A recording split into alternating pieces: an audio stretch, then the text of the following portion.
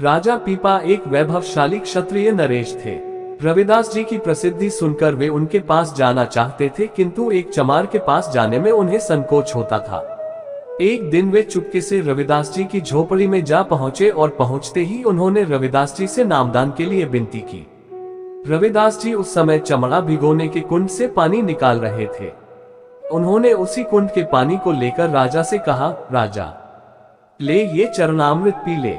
राजा के मन में झिझक हुई, किंतु वह स्पष्ट इनकार न कर सके।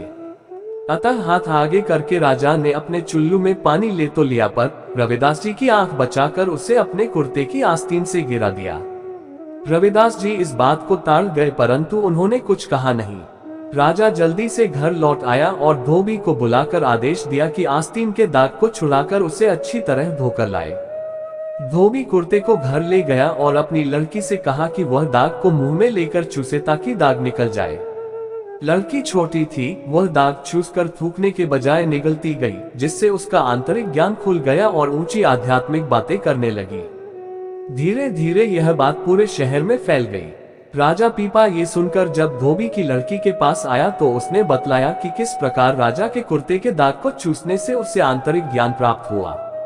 ये सुन राजा पीपा को घोर पश्चाताप हुआ।